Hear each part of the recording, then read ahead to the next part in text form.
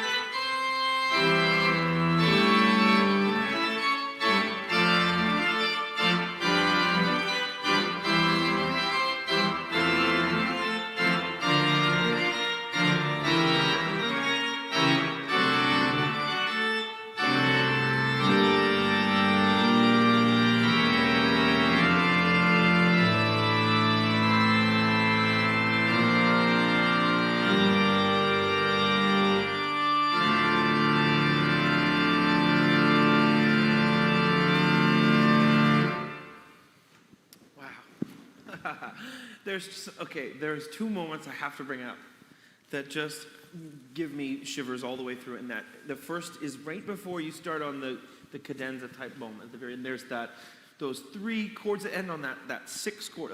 What key are you in? It's a flat six, yes. It's a flat six. So I hear the da da dee, and there's this hope that comes out, and then it's all taken away, and then it goes into this frenzy again. Do you know the moment I'm talking about? We should ask Bach and see if he had the same idea. Probably because it did. feels like there's this pause, and there's a ninth in the chord. Ya da da da. There's that moment. Well, and you can see this is where other composers like Brahms came up with these same sort of opening of heaven, type of moments. And I mean, you can trickle it all the way down to people like, oh, I don't know, me. No, but the truth is, the way I improvise, I hear, it's so funny. This is what, 350 years or 250 years? I can't do the math. Give or take. Around there, years old. Yeah. And there are these progressions that I hear when I'm at the piano, or I'm at the studio, or I'm at the organ, or I'm working with a choir, or something. There's these moments where I can feel that there are these universal phrases that have lasted forever, or for this entire time. Well, and the interesting thing to remember about the Baroque period and Baroque organ building was that they didn't have the same kind of tuning systems like we have. Here on this organ, for example, you can play any key, C sharp major, A flat minor, and it sounds in tune. But on the Baroque instrument, the way they had it tuned, they were tuned on a basis of pure thirds. And if you go up the octave that way, you end up over an octave. Yeah, exactly. So we've had to kind of chop that down a bit. But what it means about the Baroque organ was C major, F major, G major, those kinds of keys were great. But as soon as you started going into A flat, E flat, B flat, then you started getting this kind of, it wasn't that it was out of tune, but it just had an unsettled feel to it. And sure enough, that chord is a B flat chord. So in the sense of how this might have sounded on a mean tone instrument, that's the term, would have been quite remarkable. As opposed to, just for those who are interested, as opposed to a tempered instrument, correct? Right, exactly. So here, when you're playing a mean or a well-tempered instrument like this, you sometimes have to sort of interpret things a bit more, lead up to that chord. Whereas on a mean tone organ, you just simply would get to that point, and it would make all the musical statement you needed. You wouldn't have to prepare it. So, an interesting thing. Yeah. Beautiful. What a beautiful piece, and the way you play it is just incredible. So let's continue down the chronological line here. We've spoken a little bit about your early life and the onions and the music in the basement and all the spirit that brought up. And so the next natural step would be, I guess, your early days in the church. Yeah, first memories of church were Little United Church in our neighborhood, Humberhill United Church, brand new building, built with prayer kneelers. Wow. And I guess when they built that church in late 50s, there was some thought that the Anglican and United Churches would join. It wasn't to be, of course, but it was an interesting thing. Anyway, long story short, this would be, this is where I had my junior choir experience, and a little bit of stained glass in the place, an electronic organ on which I played my first sort of organ pieces, which were really just piano music on the organ. Yes. But then the big treat every so often was to go downtown to church at Metropolitan United Church. Which, if you don't know, is a stunning space. It's huge. It's the cathedral of the United Church.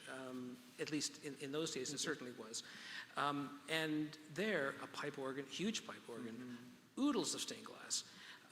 And beginning to sort of make associations with the music that I would hear in church with the environment. So stained glass, for example, the blues, the reds, the kinds of things that you see in almost any church. And so I remember one Sunday we were sitting there in Metropolitan, and I'd hear this piece, and my father would lean over and say, "That's the little fugue." And I thought, what did I know in those days? I thought he was talking about an organ stop. Like what you're hearing is the little fugue stop. But no, it's the actual name of the piece. So I thought I might play that piece now. It's a lovely G minor. G minor for Bach was usually a very turbulent key. you think about the big fantasy in G minor and yum ba ba bum ba ba ba fugue, you know, which goes like the wind. This one's much more restrained for some reason or other, but it still has an intensity, especially when it modulates to the relative major halfway through. Then you get this great effervescence of sound and color. So we're going back to B flat major again. Yeah, Or- yeah, kind of. G minor, B flat, and then ends up in G major. G major, oh, Yeah. that's cheeky. Yeah, yeah. I keep using this term. I never thought Bach would be cheeky, but here we are. You'd be surprised. So this is the little fugue in G minor.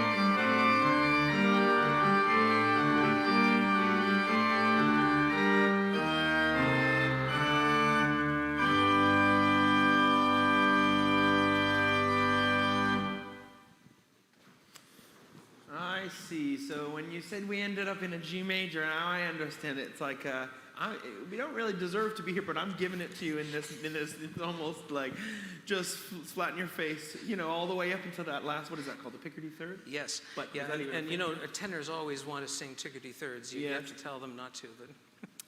That includes you, doesn't it? Oh, doesn't it? Many times I remember quietly singing the third when it was meant to be an open fifth. Exactly. And I would sing any third I wished. Wonderful. That was great. So, I mean, that is not as familiar maybe to everyone, but it is familiar to me, and that was important to you growing up, hey? And that piece that brings you to being at Metropolitan with your father. Yeah, and I think also I didn't really think much about it until I got to first year Western theory, and this was one of the pieces that we were analyzing, Macintosh's class. And I thought, wow, yeah, I know this piece. And then I sort of became reacquainted with it and fell in love with it all over again. So Western. Western, yes. Same. Yeah, we'll not dwell too much on that. And so what made you choose Western? I mean, I know you and I have spoken in the past. There was a bit of a fork in the road in your life, and you had to navigate and make a choice. But you go ahead and tell. Yeah, I mean, forks in the road are always hard, and especially if you're 19, 20, 21. I mean, it's the wrong. Well, it's not the wrong. It's just you tend not to be as equipped to make those kind of decisions at that point. So what it came down to was this: I was blessed by having a great uncle who was an organist in southern Germany, in a little town called Kuppenheim, if you happen to know where that is. It's in the Baden-Baden area. So every time we'd go to visit relatives, which we did frequently in the early 70s, we'd make a stop down there. And his life was wonderful. He would play, at the masses at the Catholic church there, which is rather cathedral-like. And then he had one of these little VW camper buses, and he'd go running all through Italy, France, the Black Forest, searching out and playing all kinds of different instruments. Wow. And he'd get to know other people, they'd give him the key, and he'd go in, help himself, and play for a bit. So whenever we'd come to visit, he would take us on what we now call organ crawls. Organ crawls? Yeah, so for a week, we'd go to this place and to that place, and it would be churches just like this one, with amazing instruments, with great acoustics, as well as rather larger cathedrals. Which was an amazing experience for someone like myself, because as I said before, my only real organ experience up to this point was an old tube-driven electronic organ that crackled and crisped all over the place. So to have an actual pipe organ to play on was eye-opening. Which then ultimately led on to taking some master classes in Europe, and the idea of studying over there came to mind. But then, going to Europe, going to Western, there was something about Western which was attractive, though, from the point of view of community. Oh, yeah.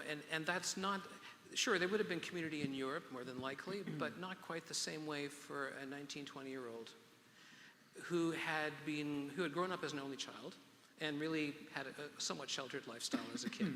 So there seemed to me, although it was more a subconscious decision at the time, it was a decision to do that. But not without all of that other experience of the European sort of music and organ life and so forth.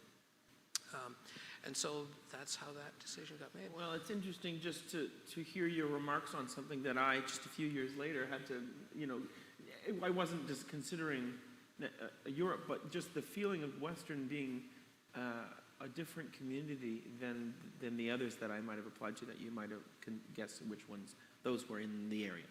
There were some other schools in this area that have remarkable programs that I felt were lacking in that community, that I felt was so important to, like you said, at that age, there are some priorities over others. Yes, it's a wonderful program, and also you want to be around like-minded people. You want to make friends, and you want to have that experience, that community experience. So I appreciate that decision. Plus, you also were able to do some touring yourself in Europe with at least with your uncle and. Sure, yeah, and I think too the thing about the organ department at Western in those days was there were a lot of us there. A lot of you, close to almost 10 to 12, wow. 10 to 15, which, and practice organs, the large, what used to be called Studio 18, now doesn't exist any longer. Yeah, wow, I remember that studio. But yeah, there was something there that I only got to know once I was there. But yeah, it was the right decision, I think. Amen. So what would you like to play next? Well, now I thought, we were talking about big cathedrals and things and expansive sound, and my experience has never been topped by the experience I had in a church in Holland, a town called Haarlem, and a large church called the St. Bavo Church. It's interesting, the organ culture in Holland, because they have both a church organist and a city organist. Yeah, so the city of Haarlem has their organist that comes in and plays concerts, and I guess a similar thing, if you know the Spreckles Auditorium in San Diego. It's a kind well, it is an amphitheater and with an organ, okay? And I guess in San Diego it doesn't snow or rain probably, so you can have organs outdoors. Wow. And it's a city park, it's a city event, city organ. So it's that kind of idea, which is interesting. But this church is huge, and the organ was built, and it's said that Mozart played on this organ. No way. So it's been around for that long at least. Anyway, it's a huge place, 12-second reverberation. So you can just imagine what, a big piece like this next fugue might sound like there. Yeah, yeah.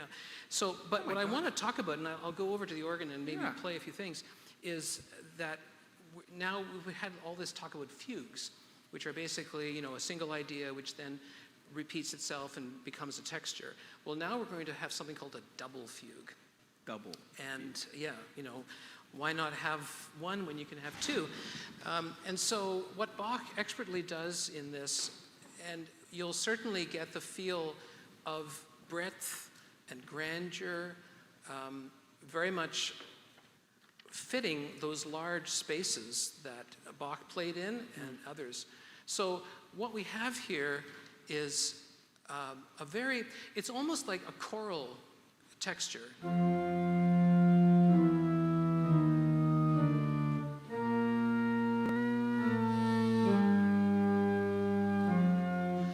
Like from the B minor Mass, for example, you can have that. Yeah. Then you have an entrance in the alto,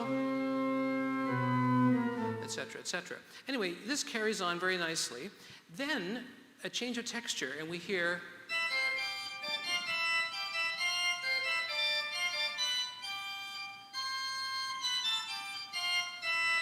And so here's our second fugue, and it starts the same way. Single line, other parts join in, and then.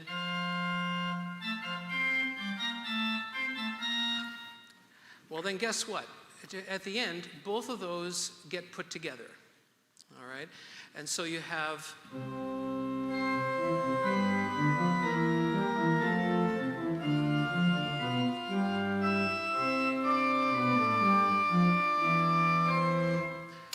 Clever for words. It is, and this was what really set Bach apart from a lot of his contemporaries, is this technical ability, and yet musically it's so intense.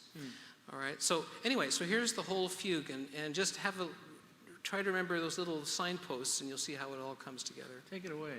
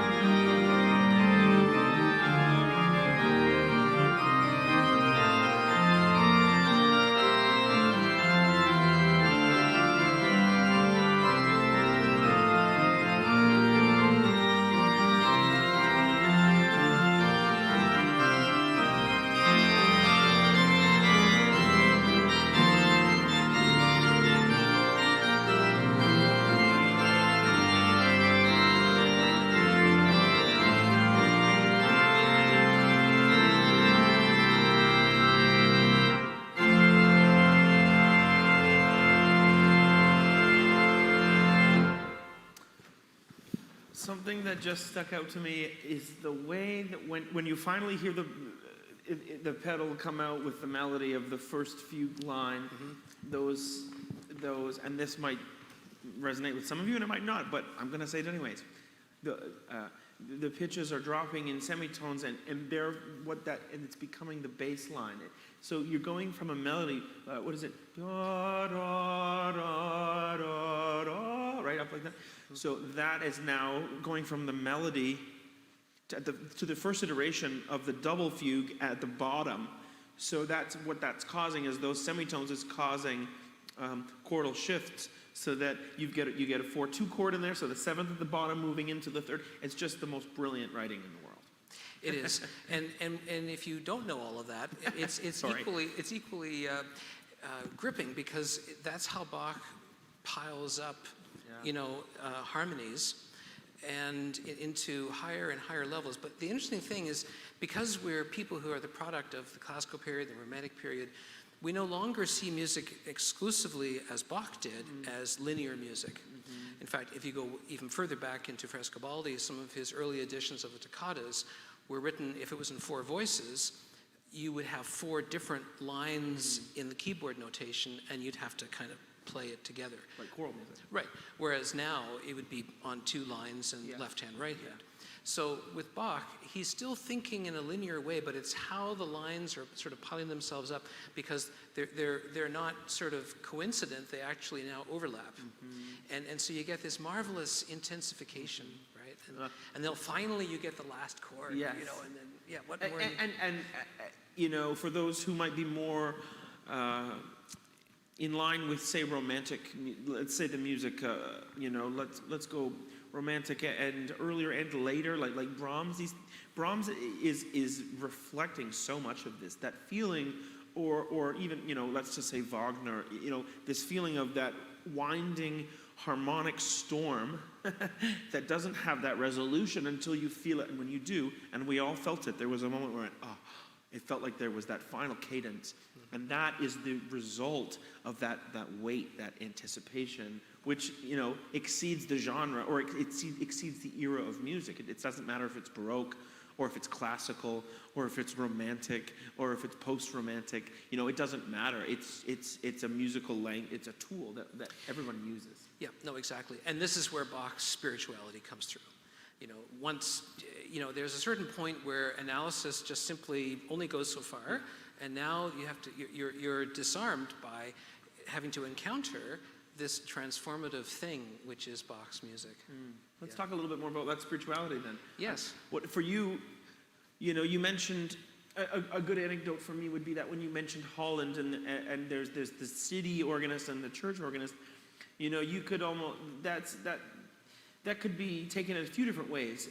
First way is that Holland has a serious organ culture, which is exciting. Yes. The other way you can conceive of it is there are different forms of organists, and there are different ways to use this instrument, and you might have come up against that as you were growing up. Do you stay in the church, or do you look to go towards some more of a performative career? Did you have that experience? Yeah, I did, actually. It's very interesting. I guess every organist must go through this at some point, because the organ really does inhabit both of those worlds, as you've said. And I had always been sort of doing the church thing, and I've been doing the concert thing, but at a certain point you have to begin to focus on one or the other. So I was at of all things, an organ competition in Paisley, Scotland. And went to the Anglican cathedral there for, I forget what it was, I guess it was Vespers or evening, well, probably evensong. Anyway, it was a hymn, which escapes me at the moment, but the text is the Isaiah text of, the Spirit of the Lord is upon me. I'm called to, free the captives and bring solace to the, the disturbed and the bereaved, and etc. I'm paraphrasing terribly, but I think the part I'm talking about.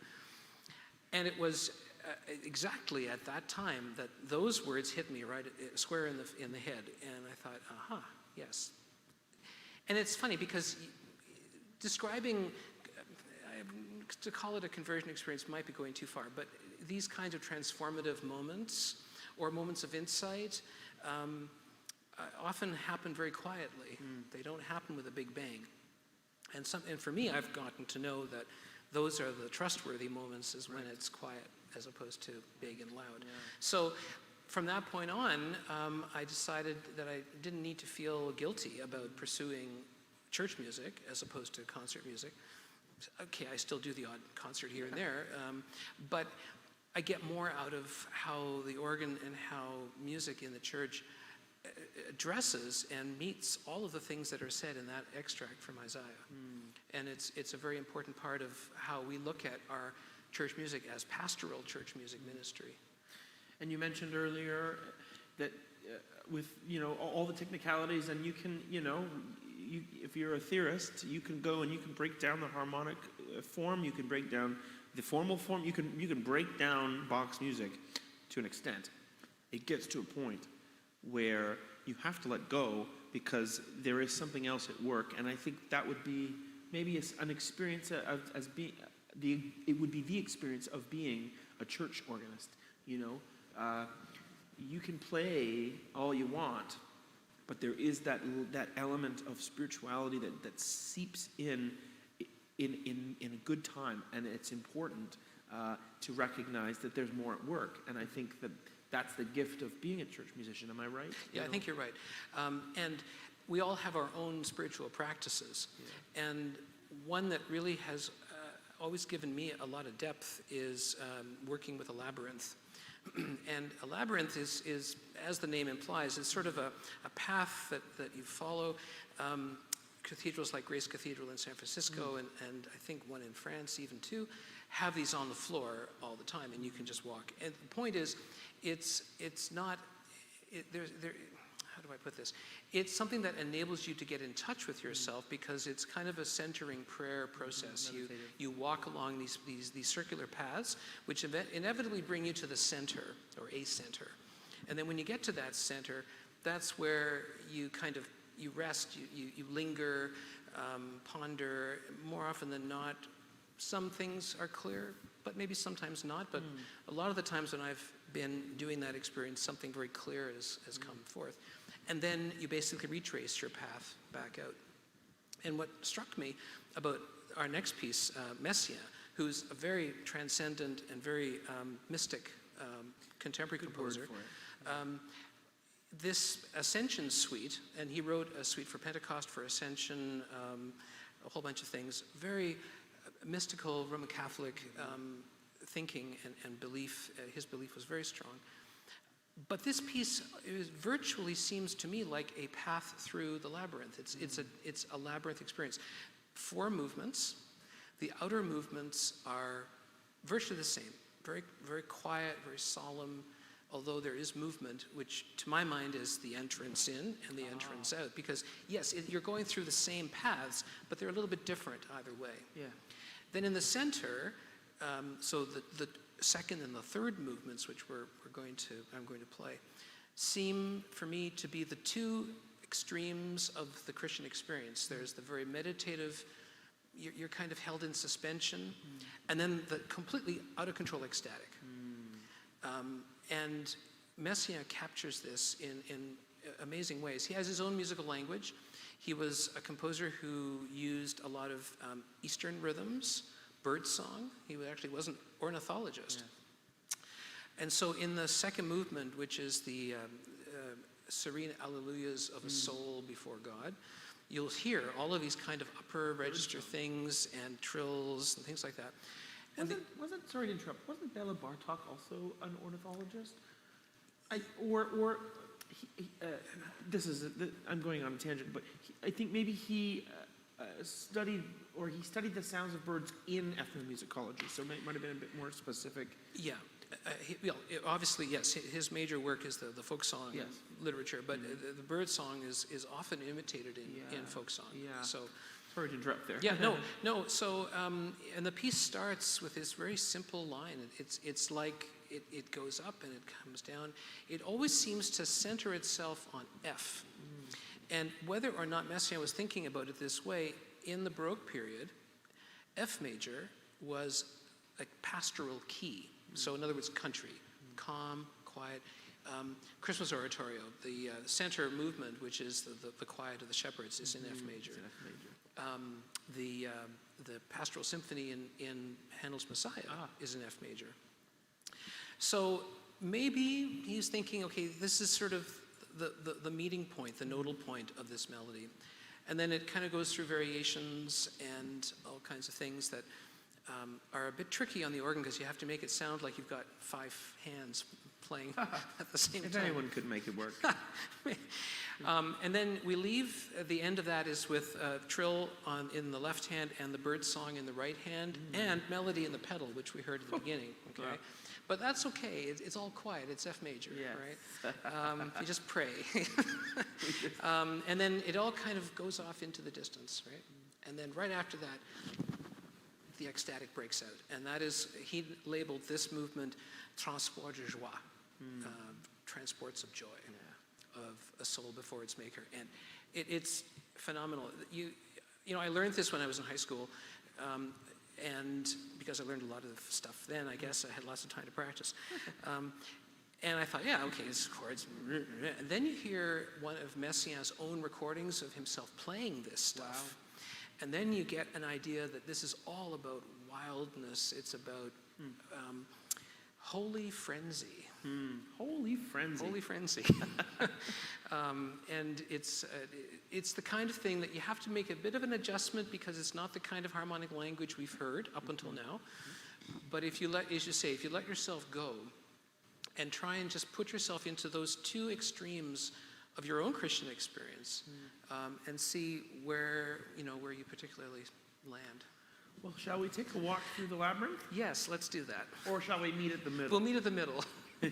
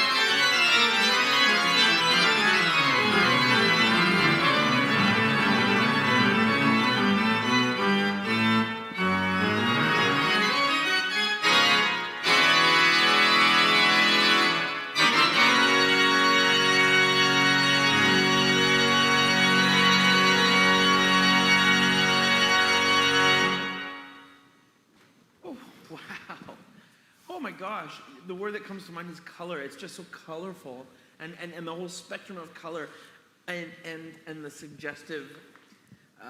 He's writing so intelligently. Like there are these moments that are so vividly depicting other styles, or vividly depicting just different scenes, right?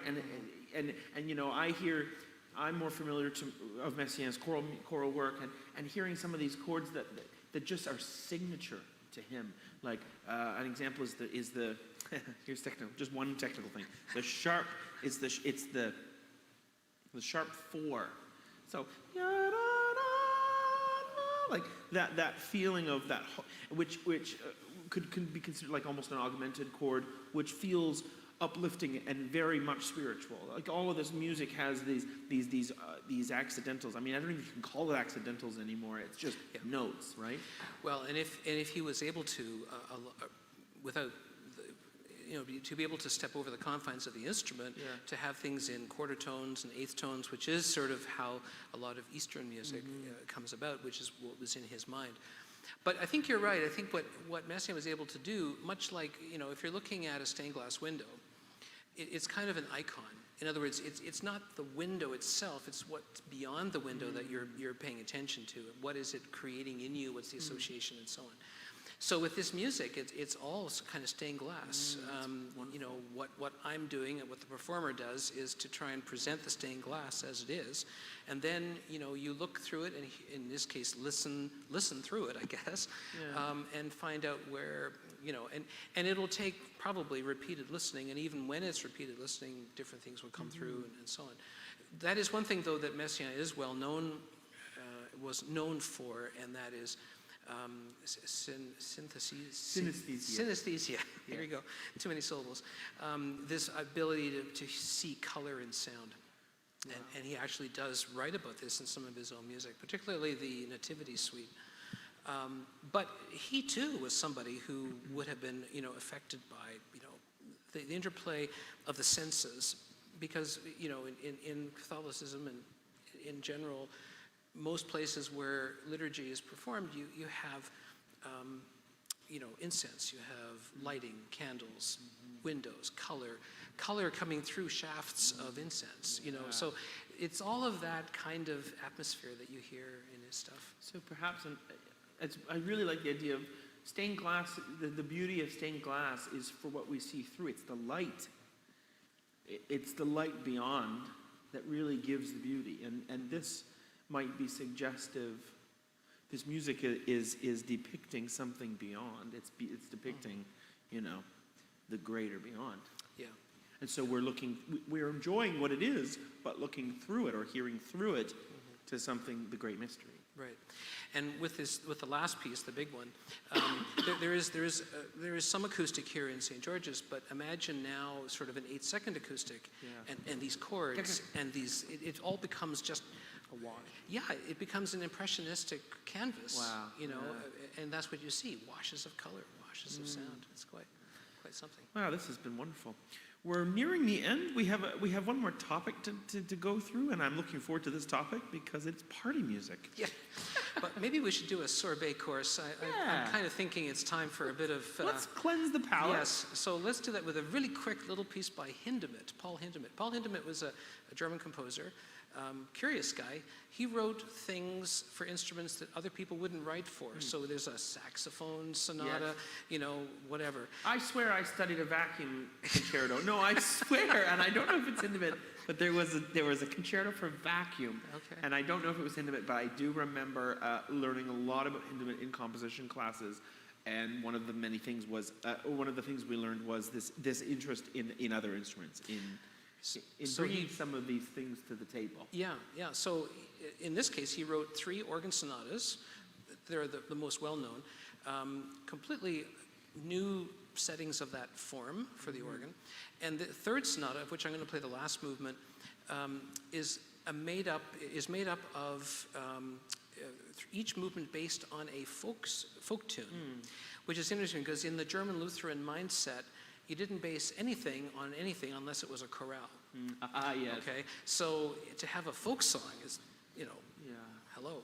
Anyway, but it's cute, it's neat. It doesn't take a lot of mental gymnastics. It's all it is a little two-part invention with this little folk song in the pedal. Enjoy this little moment of sorbet.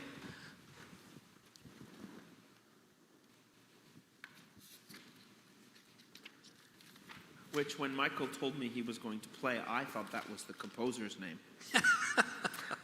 So this is not a piece by a man named Sorbet or a woman named Sorbet. This is a palate cleanser by Hindemith.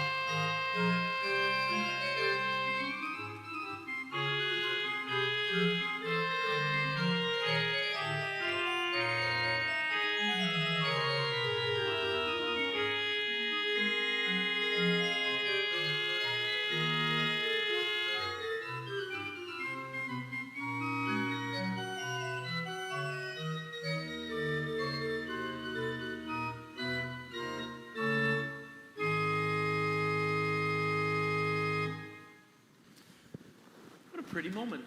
Yes. What's the melody? Do you know what the folk melody is? Because I can hear it ringing through, and it sounds so familiar, and I just don't know. Yeah, it's It's the one that. So wünsch ich ihr is Ah. the German, but and it's kind of how's it go here?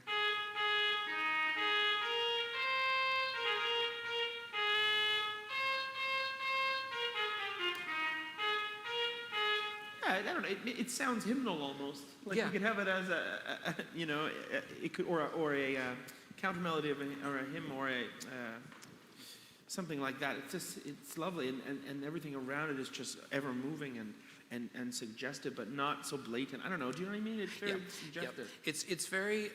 It was an attempt in a German organ composition to get away from the whole Max Reger sort of overpressurized, music. They would say about Reger that he would write 10 notes where 5 would do. It's very true. You look at some. I remember Gerhard Wunsch at Western, a well-known teacher there, would bring in Reger all the time. Wow. And he'd opened it up to so Reger wrote this thing called the Symphonische Fantasie and Fugue, okay? And literally, the whole page is black. Yeah. Okay, so he holds it up. This is the most difficult piece of organ music ever composed. Oh, for heaven's sake. So Hindemith was against all of that. Yeah. He wanted accessible, straightforward, both for audience and organist. Well, thank you for sharing that. We'll have one more piece, and this might have been a request by me. I mean, it's always in your repertoire. This, to me, brings me right back to the cathedral days. This is something that I hold very dear to my heart. When I think fondly of Michael and all the music that he has offered to the cathedral, and also to me and to the choir that we were together, we were a part of. This is a piece that is exciting. It, to me, is the true party piece. It's flashy, it's big, it sounds very hopeful and uplifting, and it's exciting, and it's fast, and it's notes, and it's all of that. And it makes me think of all that wonderful time I shared with you at the cathedral. So, do you want to introduce what you? Sure. Well, Vidor Toccata is, we call it the Vidor Toccata, but it's the toccata from the Fifth Organ Symphony by Charles-Marie Vidor. And so Vidor was this ilk of symphonic organ composer, and that was the whole point. They were trying to use the organ to another degree than what the Baroque organ was doing. So a lot of symphonic effects. It's really a piece based on 3 chords, but in different keys, you know. So, and then it's just a lot of, you know, organ playing. But it's a very effective thing, you know, and people, countless weddings have had it for their recessionals. I think I always had a personal tradition of playing it for Easter Sunday. You sure did. It's hard. I try to figure out what is it about this piece and I don't know that there is anything you can analyze to say why it has become such a favorite, other than it's just out there. It's out there. It's fun. It's big. But it's not too big. It's. I mean, I'm not going to try to explain why I think, but like you said, it's just a couple chords, but done so tastefully in a different couple keys, and that's the economy that we were talking about from the beginning. You know, you're not overstretching your use of harmony or your use of pitch classes or anything like that. It's just, it is what it is, and it's exciting, and I love it. Yeah, so good. Well, let's do the Vidor Toccata. And before he plays, I think I will just say thank you now. Thank you to Michael Bloss for being with us. This has been a pleasure. We look forward to more work together. And please share and like this event. I'd love to see lots of people watching and sharing, and I look forward to the next edition in a few months' time. But thank you, Michael, and take it away. Thank you. Yes. Hold on to your hats.